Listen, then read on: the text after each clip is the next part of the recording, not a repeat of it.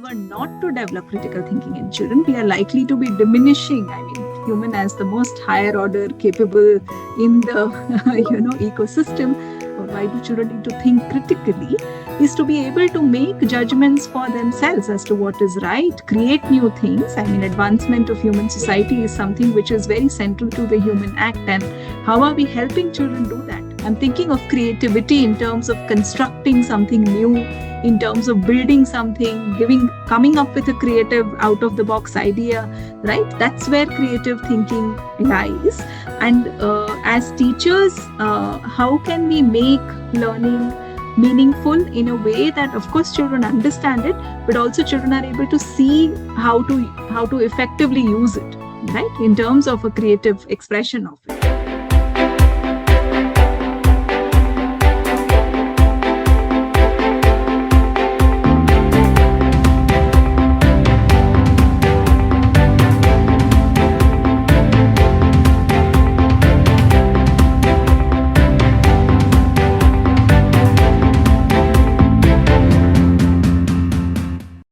The next 40 minutes, I would what was very well kind of summarized and laid as the background for the process of teaching learning.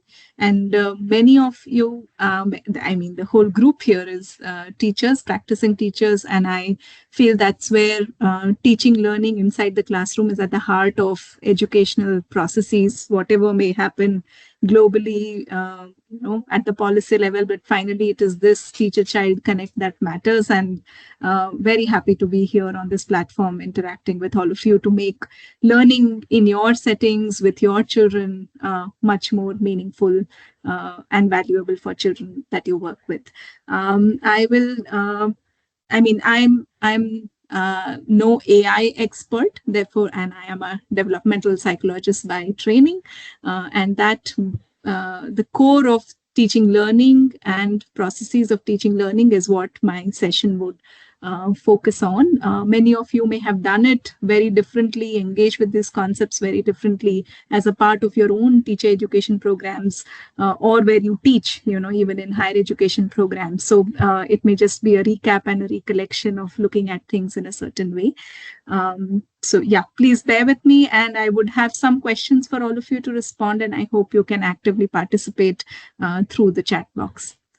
Yeah, so this is a quick, this is a online little game which forces you to think, right? So here are two problems. What you need to do is just mentally maybe try and make this such that the operation here results in the number 24. And similarly, take the equation on the right and try and form the number 24. Yeah, and once you're done with the first, can you raise your hands? Just raise your hands. Yeah. So you can use any of these operations, plus, minus, multiply, or divide, right? Add and make the sum as 24. And similarly for the equation on the right. On the left, just simple addition. How many of you have got it? Are you able to raise hands and let me know? Okay. Yes, ma'am, we are getting responses. Okay, all right, yeah. And the one on the right, have you managed to do that as well? Yes, ma'am. Here, baby Nirmala has responded. Okay. She's saying 6 into 4 is equal to 24. Yeah, of course, 6 into 4 is 24, but how do you use these four numbers to arrive at the number 24? Yeah, so if you manage to do that, yeah. Yeah, wonderful. Please go on. Yeah. So this is just, again, to little bit help our brains think, right? And when we think, what are we doing? What are we doing when I said that you have to arrive at number 24, right? And what did you start doing? Maybe you started figuring, okay, these are numbers. Then you start looking at some form of operations. Does addition work? Does subtraction work? Where do you multiply? How do you arrive at the final number, right? And this is pretty simple. The one on the left, the one on the right may need a little more time and attention in the way that you are working with it. Yeah. the next question, and here I would like, I will try and look at the chat responses. What is thinking according to you? What is learning according to you? What is doing according to you? And what is teaching according to you? Yeah, that's my question for everyone here. Yeah, and I'm going to try and read the chat. You can take a few seconds and type your responses, please. Analyzing a question, trying to find an answer. Is that the response for what is thinking? Use our brain. Is that what we mean by thinking? Mm-hmm.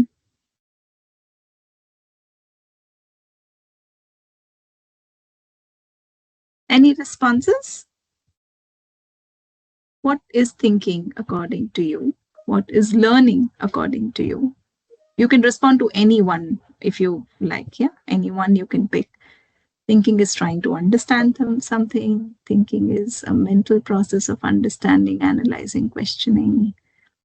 Doing is learning by doing. Teaching is transfer of knowledge. Okay. Thinking and learning, what are they? Thinking is thinking and learning is learning. Any other responses? What do we mean by each of this? When we say thinking, what do we mean by that? Some form of logical reasoning. Doing is some form of action. Is using new information with prior knowledge. Learning is gaining new knowledge. Okay. Observation is learning. We use our mind to focus on something. Okay. Thinking is reflecting our ideas, and doing is implementing of our ideas. Okay. Thank you. Any other? Doing is putting ideas into action. Okay. We are thinking about a new activity based on teaching is more helpful for children. Using our mind. Okay. And there are many things we do without necessarily actively using our mind. They become sort of automated kind of responses. We don't really think what to do when we are, say, cycling or washing vessels or often cooking. Cooking does involve very complex processing, but those of us who do every day, maybe just making chapatis or things, our muscle memory kind of just lets us get into that process. Or even cycling. You may have cycled many years ago, and if you're still given a bicycle in a few seconds, you'll quickly pick it up, and you don't necessarily think there is a certain muscle memory that operates there. Learning is conductive in nature. From teacher to learner, it takes place. Okay. Learning is experience and a lifelong process. Okay. It's a continuous lifelong process. All right. So thinking is trying to solve different problems. Okay. Okay. And they are is thinking therefore very specific to something when it occurs, or are we thinking all the time? Right. All right. Yeah. Thank you. This is useful to know in terms of what each of us is thinking about thinking and about learning and teaching. Yeah. Thinking is a cognitive skill. Yes, very much. Yeah. So just to kind of help us bring all of this together, thinking is a very conscious cognitive process. We attend to it, right? We think about things in a focused manner. When I gave you the problem to solve, there was active thinking taking place when you were looking at numbers, figuring the permutation combination, right? It is located within the realm of cognition as a larger encompassing kind of intellectual process, right? Cognition as to what our human mind is capable of. Thinking, memory associated with retention, how do we bring back information, how are we attending to some problem, right? Something in front of us. We may be seeing something, but unless we think or we know what we are seeing and associate that, it is just looking, right? So this difference between looking, seeing, and meaning making, and where does thinking come in all of this, right? Problem solving, reasoning, right? So thinking involves, it's a broad term which is located within the realm of cognition of the associated with the human mind, and it looks at conscious cognitive process that we undertake for many activities during our lifetimes, right? Learning is an intentional effort to learn something new, right? Learning by its very nature involves that there is something new that we need to pick up. Of course, we may have learned something, we may be repeating it, and we may be mastering it. We may be becoming better and better at it. But learning by itself is a process of figuring something new or advancing our knowledge, right, within that.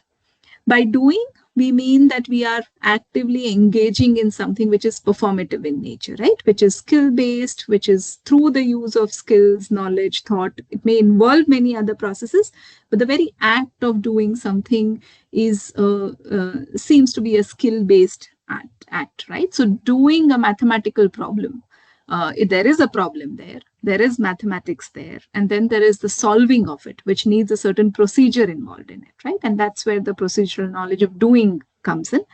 The performative aspect can be bodily, or the performative aspect can be in terms of just the cognitive process, or it may be in the form of writing itself, right? And how you put it step by step.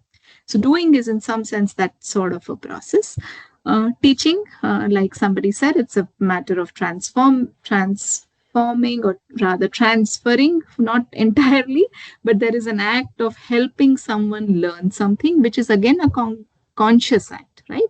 Of course, with adults around, children just pick up things. With other children around, children just pick up things, and there are theories that tell us that children are constantly learning just by observing. Just the environment is needed for making children learn, right? But teaching is an intentional act again. So thinking is an intentional act. Learning may or may not be intentional, but there is an intention to figure something new, or it may be incidental that we just pick up something because we were doing something else. Right? So each of it is in some sense interrelated and very central to the process of teaching and learning. Yeah, this is another little puzzle. I would like quick chat responses, please. What do you think this is? Yeah.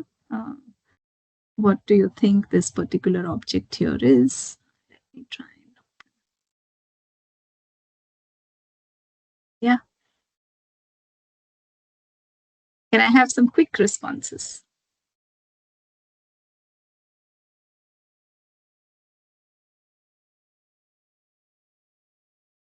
It's an alarm clock. It's a toy. Okay. Any other stand of some sort? Okay. Okay. It's a buzzer of a sort. Okay. Any other? Again, a buzzer. Okay. You feel it's a buzzer because of that little thing that is there in the middle, and maybe some antenna like things that are standing up, right? Yo-yo toy. Okay. It's round. It looks a little like that. Something made of wood, maybe a toy, a train. Okay. Somebody's thinking maybe it's long. It looks like a train. Okay. All right. I'm going to the next slide and let's see what happens then. Now, what do you think this is? You can change your response. Those of you who responded earlier. A nuclear weapon. Okay. Anything else? What does it look like now? It's the same thing. It's from a different perspective. Okay, it looks like a submarine, looks like a box, maybe a toy, bottom of a table, oxygen cylinder. Okay, it's cylindrical. It's a pen box, still a stand that is upside down. Okay, Matruksha doll. Okay, somebody is going, I mean, wooden dolls, a container of sorts, a wooden toy. All right. What is, okay, yeah. So I'm going to, yeah, maybe a pen, something of use, right? And here I show you what it actually is. Yeah, and this slide is where I have, it's actually this object that you see here on the right? A little wooden piggy, which had the tail. I showed you the back of the pig, right? I didn't show you the front. It would have been easy to figure that it was a pig if I had shown you this big nose and 2 ears and eyes, right?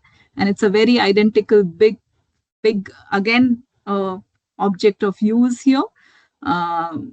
It's some sort of a coaster which is put together. It is wooden. So many of you said it's wooden. Many of you said it's container. Yeah, it's a sort of a container. But here, what you see is a certain on this image on the right here, right? I don't know if you can see this, my cursor when I'm moving, but this image on the right corner, which has 3 pigs there, right? Each of it has a certain distinct identifying feature, and it's a origami pig. There are 2 wooden pigs. Maybe if I had drawn a pig or drawn a Peppa Pig, we could have figured that it's a pig. Maybe it's one of paper, 2 others of wood, some other soft toy, right? And there would be some sort of a perspective around it. A lot of responses that we all had just now were based on something that you felt it was identical to, right? You thought it's an alarm clock, or you thought it's something because you associated it with your previous experience of seeing a doll or seeing a toy or seeing a alarm clock or a pen stand or whatever, right? So all the time we are building on some information that we have earlier, some perspective that we have earlier, right, from our earlier previous experiences. And this was a completely new, unknown thing. I mean, you may have seen this, the front part of it, but not the back in a very focused manner, not similar kinds of things. And therefore, how did we interpret or when go close to what it may be like, right? And we again were involved in active process of thinking here, associating, bringing a lot of things from our memory, trying to associate with what best it could be, right?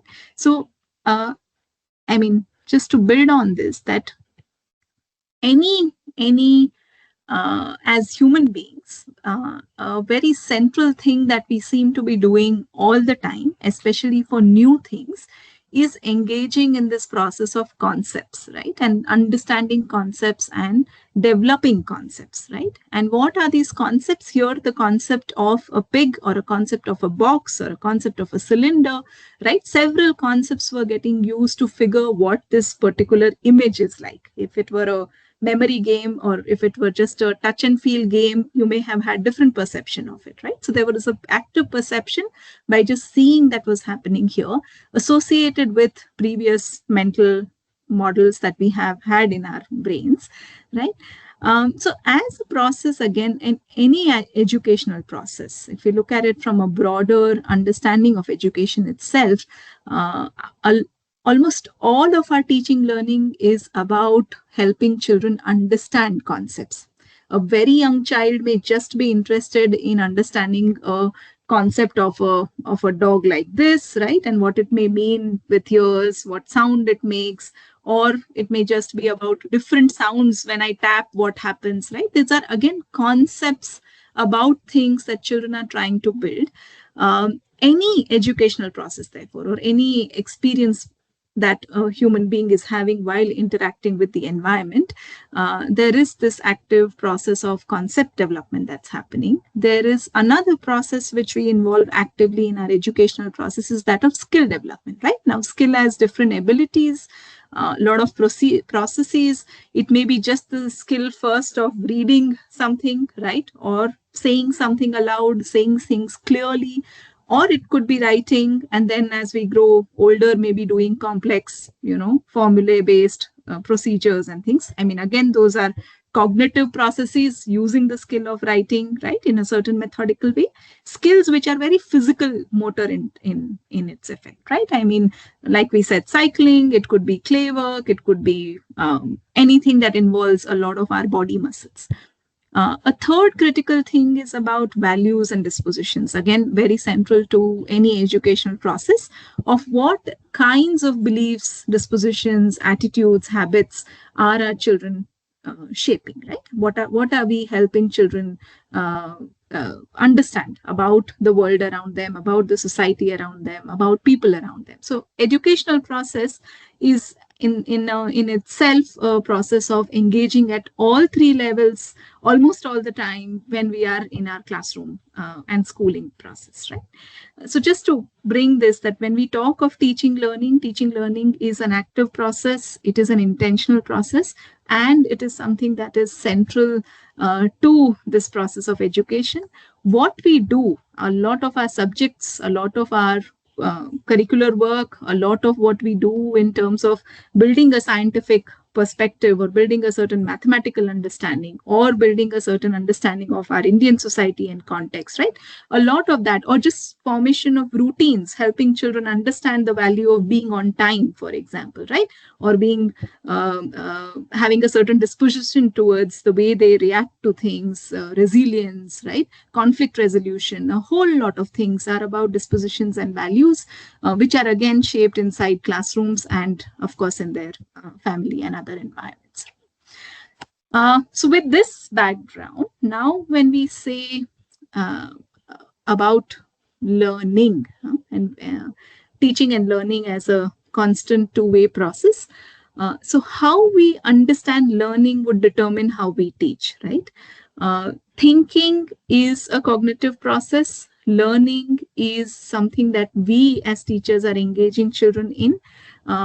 Helping children learn to think is a part of our everyday activity, right? So I have kind of tried to build each of these concepts in a way to help us locate what we are doing inside classrooms. And therefore, this understanding of learning becomes central again, right? So there is this view on thinking, but thinking without understanding of learning doesn't make sense. What do we mean by learning? Helps us see how we think about teaching as well. If we think learning is a change in behavior, then a lot of our teaching is likely to be helping children change their behavior, right? So today you did 5 sums, tomorrow can you do 10 math problems, right? Today you were able to read at one chapter without an error, tomorrow you may be able to read a lot more, right? And you constantly try and improvise that with certain parameters of learning. The moment you see learning as a change in mental representation, change in a concept, right, that you earlier had, again, your way of teaching and what you think you should teach and how you should teach may actively change, right? And when you're looking at, if you're thinking both of it comprises learning, then a lot of what we do as learning inside our classrooms and teaching inside our classrooms is likely to be of a certain kind, right? I see some hands raised. If you can just type your questions there, that will help, and then we can see if I can address it while I am in the session or at the end of the session. Yeah. Is there something that is, I can't see the chat. 1 minute. Oops. What's this? Yeah.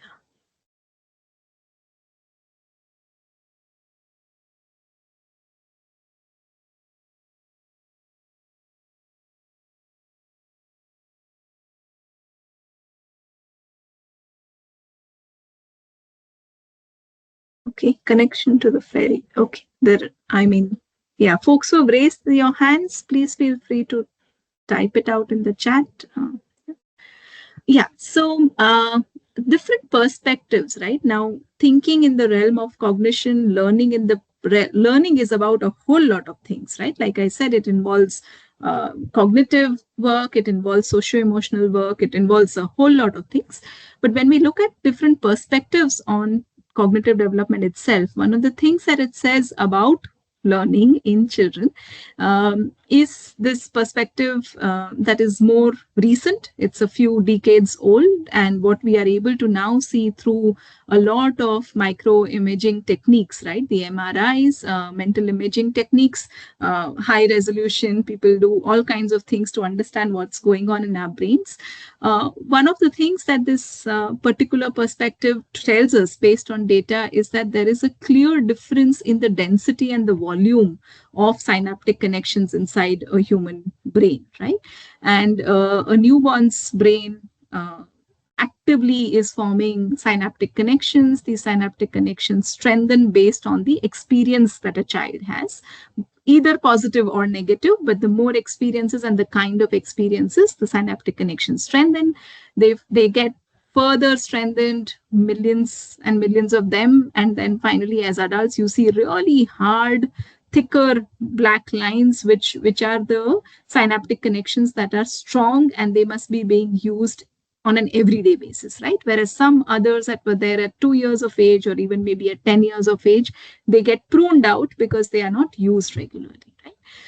So the density of synaptic connections changes with age. Brain matures with age, right? Our capability to engage with complex problem solving also seems to be a capacity of the brain that advances with age. And this process of pruning, that when you don't use certain skills, abilities, experiences, and our connections get pruned, and it takes while the brain is plastic, and therefore the connections can well get formed again in adulthood or later years. It may take longer than what a young child took to develop.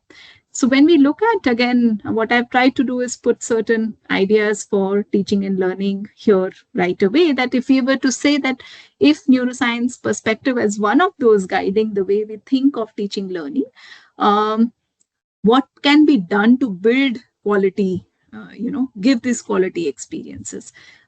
Positive experiences matter, right?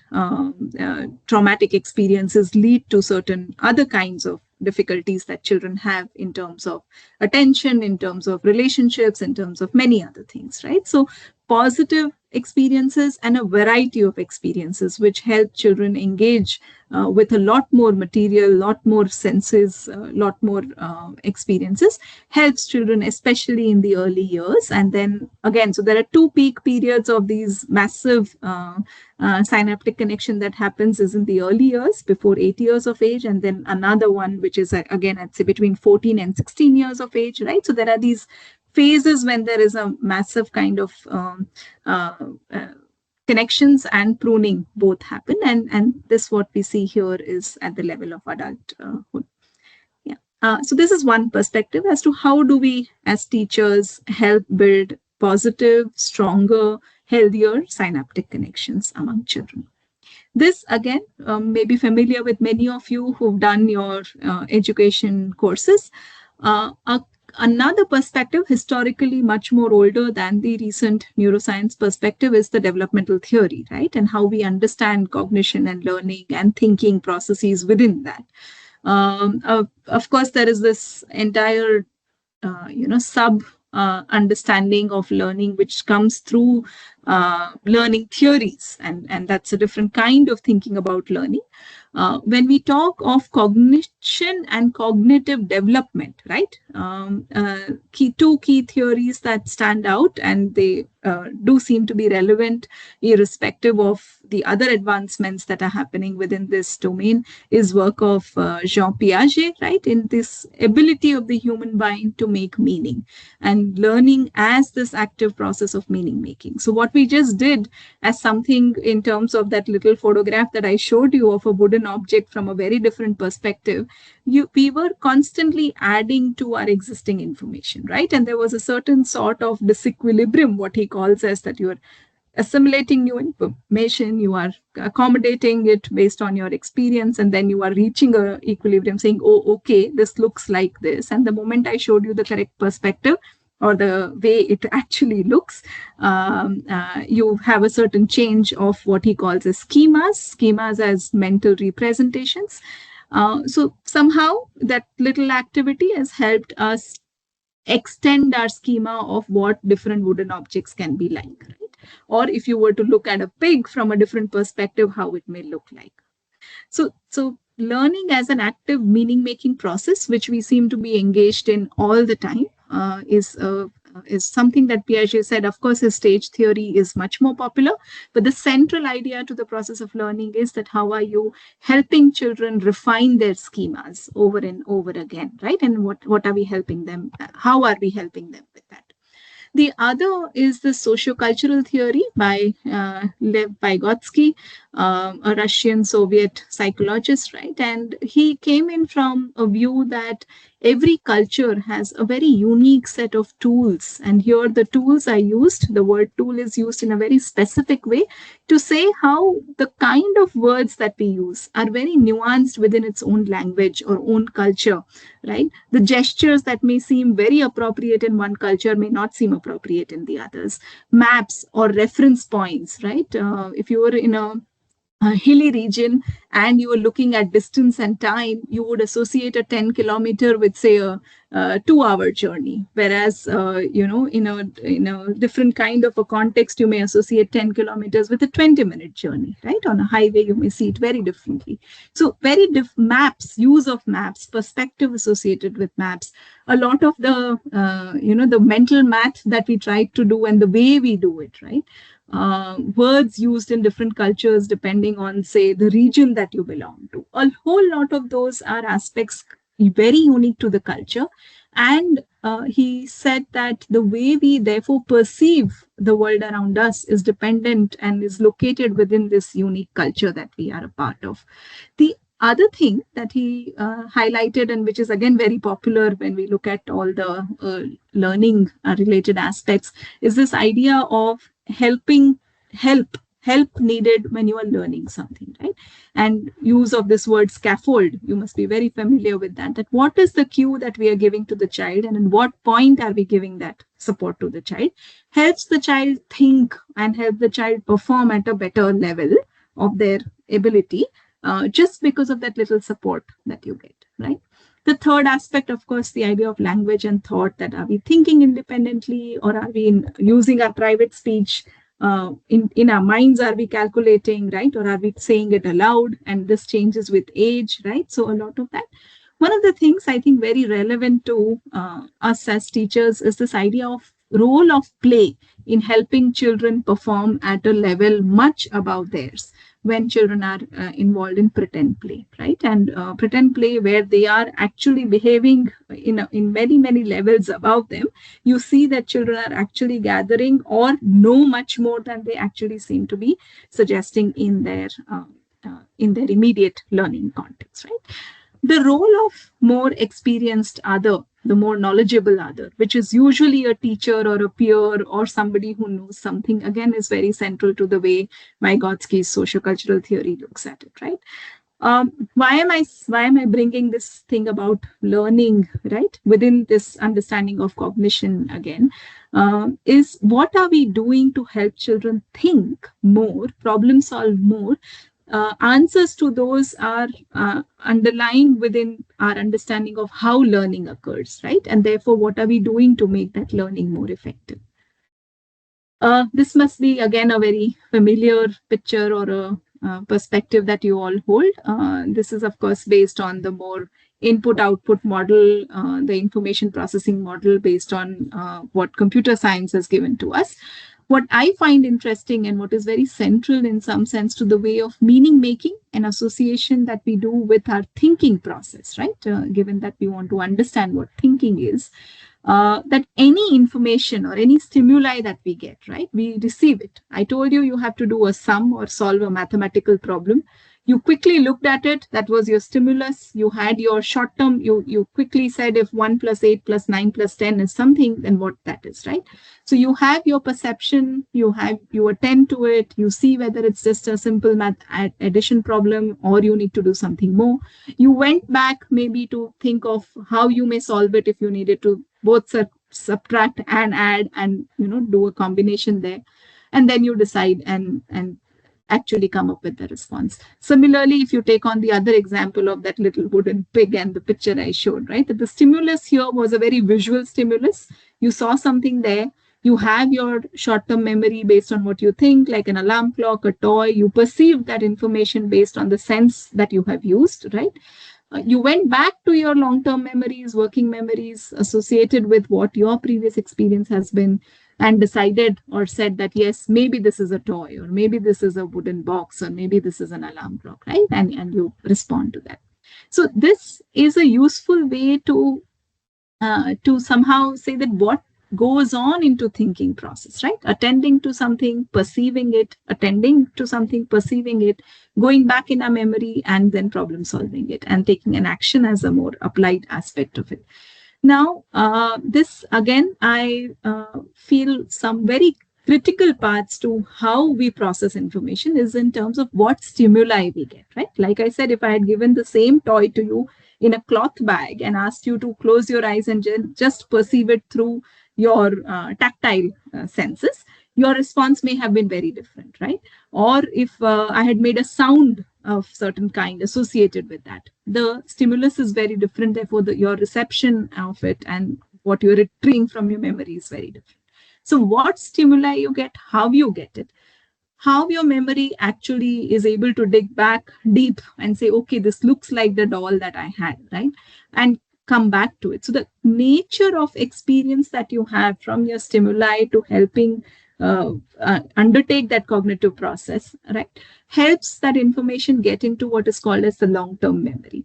And when we help children with different kinds of creating long-term memories of a certain kind, the reception of it when needed becomes much rigorous, right? Maybe a science experiment, the way one has encountered, say, a difficult problem, that how do I reach home if today nobody is coming to pick me up, right? And what that experience lead to and how you solve a problem will stay in our long-term memory for a long time. And then we retrieve it when it is necessary in our process, right? So what is it that will help a child in processing any new information that they get, and what will help our children take things in their long-term memories, again maybe positive long-term memories, such that they are able to retrieve the information back and make a certain decision when it is needed, right? So this is something, these are questions for us as educators as to what should our classroom strategies be like to enable all this to happen. Yeah. So again, how children learn, there are these theoretical aspects that guide us, that is how children seem to be learning when they get support, when they are imitating, when they are doing trial and error, right? We observe something for a while, we try doing it, some error happens, again we do it, right? We just imitate. If you making rotis, you're just imitating how to make rotis, right? And you then try and figure that over a period of time. Maybe questioning, yeah. What kind of questions are asked to children and what kind of questions children ask us, right? Just the experiences that children get over a period of time for different concepts that we want to introduce to them. A lot of those help in learning, right? Help in learning and helping thinking about those problems when they encounter them, right? And as we are talking of academic problems or any other problems that they encounter. So in terms of, therefore what do we do, right, as teachers? So here are just some thoughts that I have put together. There may be many more. And again, like I said, thinking is a continuous ongoing process. Learning how to think is something that we are there to help children with, right? All of the thinking and learning happens located within educational environments that our children and we are a part of. And in that process, therefore, what is it that we try to do?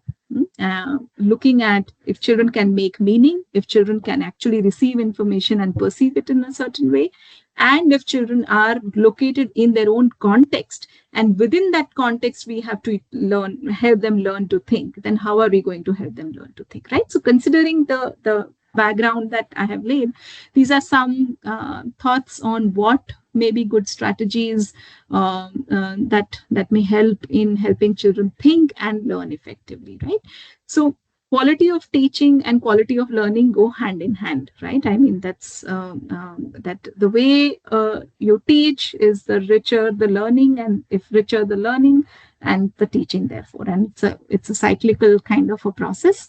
Of course, each child is different, each child is unique, right? And therefore, how children perceive things will be different. At the same time, how we teach is going to determine how it reaches every child in the classroom. So opportunity to think inside and outside classrooms. Often what happens, and what I didn't focus on today, is a very behaviorist paradigm that we think children will read something and understand it, right? Or children will just copyright and understand it themselves. Where is the opportunity to think? Right? Where is the opportunity to experience? Where is the opportunity to take those sensorial experiences into your long-term memories and retrieve something? Right? So opportunity to think inside and outside classrooms is very, very essential. And how do we create these opportunities, right? That's something that we need to focus on. Asking open-ended questions, right? Often a lot of our orientation is towards what it is, right? And we are at a level of recall and memory. Of course, that is necessary, very essential. At the same time, if we want thinking, active individuals, right, problem solving individuals, then the kind of questions we ask become very important, and in every form, verbal, oral, in the kind of assignments, right, in the kind of things that children do, in the kind of writing experiences that are there, right.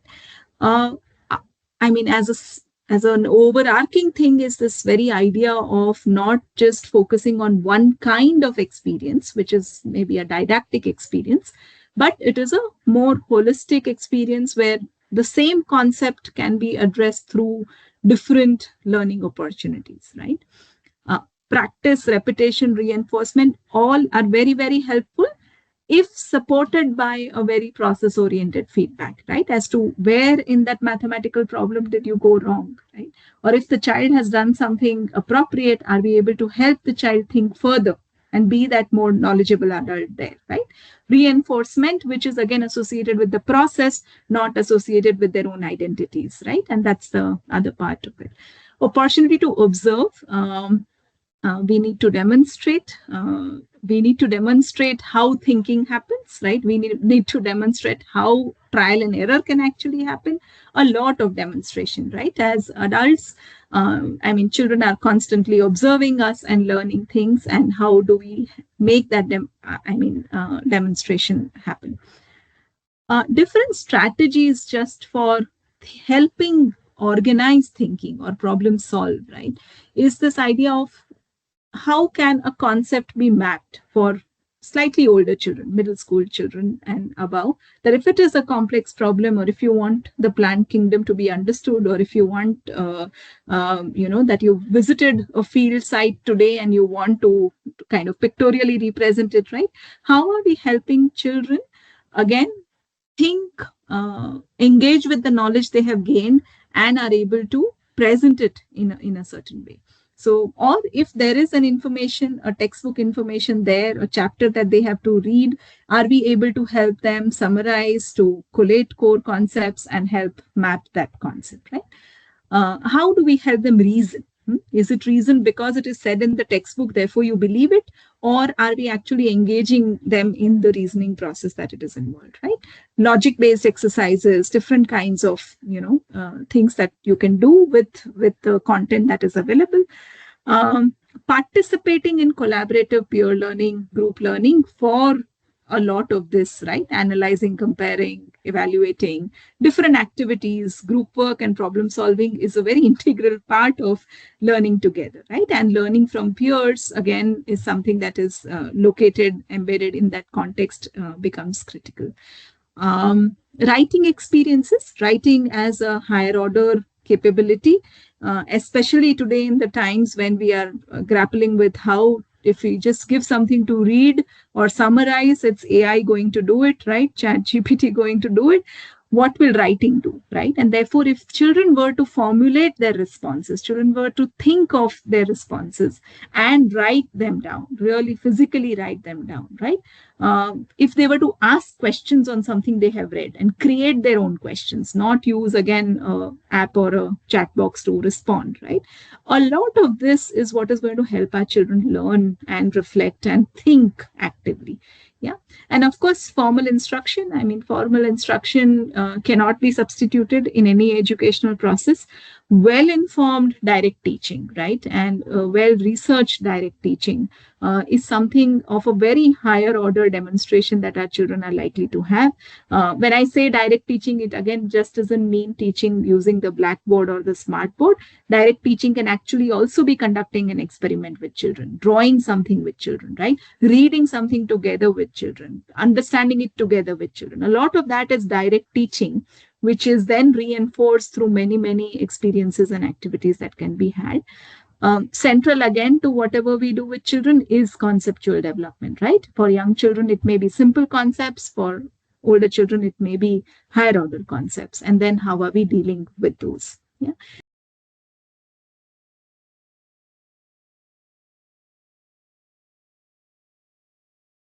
Why is critical thinking important for children? Mhm. Why is critical thinking important for children, especially in the context of AI, right? I mean, today, never ever before than earlier is the human capability been challenged in the way that it is challenged right now. And if we were not to develop critical thinking in children, we are likely to be diminishing, I mean, human as the most higher order capable in the ecosystem. We've reached a level of functioning which no other creature on the planet really is. And if we are not going to help, everything is now available to children. What are we going to do? Today, children don't need to write, right? You can just tell your phone or a laptop to say something and that will be typed out for you. So even the writing skill is going. So why do we need children to write is the question we will next ask, right? I mean, it's that sort of a thing that why do children need to think, or why do children need to think critically, is to be able to make judgments for themselves as to what is right, create new things. I mean, advancement of human society is something which is very central to the human act. And how are we helping children do that? Oh, from very young children to children in adults in higher education, right? Folks whom we teach on campus. Earlier, we would read papers, discuss, debate, do everything, and then we have now a response available in 2 minutes on an AI app, right? So why do we even need to think and engage in higher education when everything is available out there? But the fact that we as human beings need to continue to help our own development and use AI too effectively, right? What is right there? What is wrong there? Every information available there is not right, right? Those critical judgments are judgments that we need to help our children develop. And that is where critical thinking of all sorts matter, right? Not just academic and other kinds of critical thinking, but ethical thinking, right? Moral dispositions, relationships and how they work. A lot of those are nuances of the process of living, right? And living and being in this world that we need to help our children develop. And a lot of that is associated with experience and thinking that goes hand in hand. So I don't know if I answered your question, but to me, I mean, if not thinking or if not engaging in critical thinking, then what are we going to help our children with? Because today everything is going to be done by something else outside. Everything can be outsourced, right? Even a story can be outsourced. At some point, even listening or making meaning will be outsourced. So then what are we going to do as human beings? Yeah. Any Yeah, other? yes, Yes. ma'am. We have one more question from Haimandi Panta Mukherjee.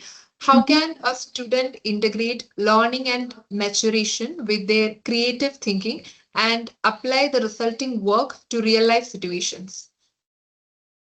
Learning and creative thinking and applied to real life situation.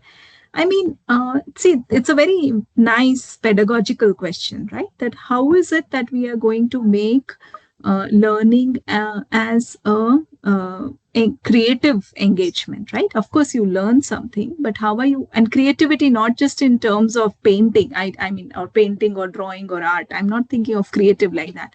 I'm thinking of creativity in terms of constructing something new, in terms of building something, coming up with a creative out of the box idea, right? That's where creative thinking lies.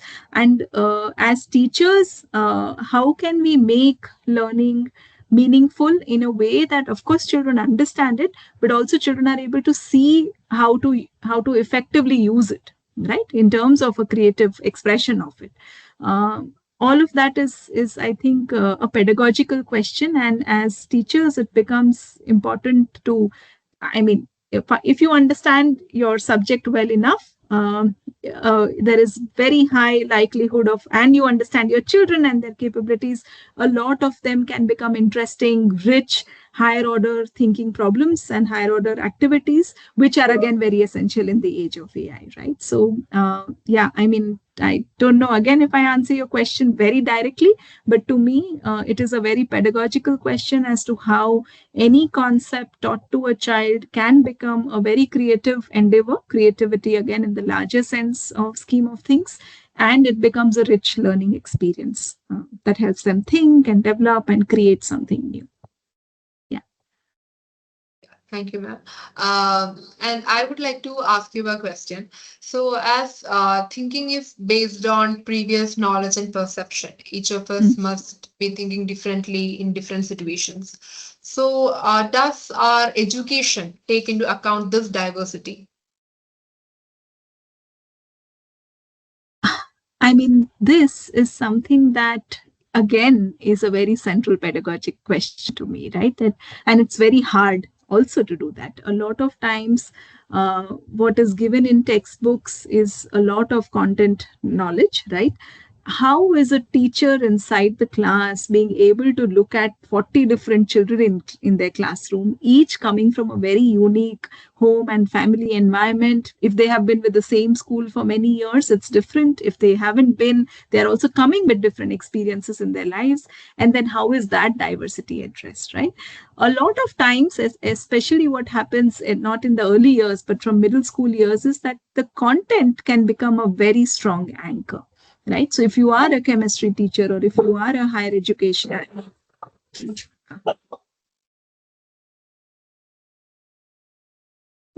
yeah. So if there is uh, uh, the way you deal with content is something that is likely to help children and likely to help you address many things from the child's environment, right? And the content becomes central. So what we call as pedagogic content knowledge is something that becomes very critical for the teacher to then help, when relating to your previous question, that there is this.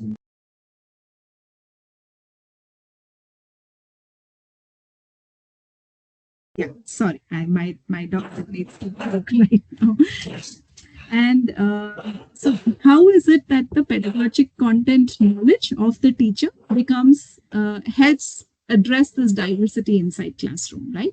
A low resource context and high resource context, something to do at home in terms of experiments, come back and discuss it, knowing children's backgrounds, right? A lot of that is essential for a teacher to deliver her class well, and that is something that that is important, and it is again how well a teacher is versed with her own content knowledge that determines how she's able to address every child's need in the classroom. Yeah, I hope that's not too much disturbance.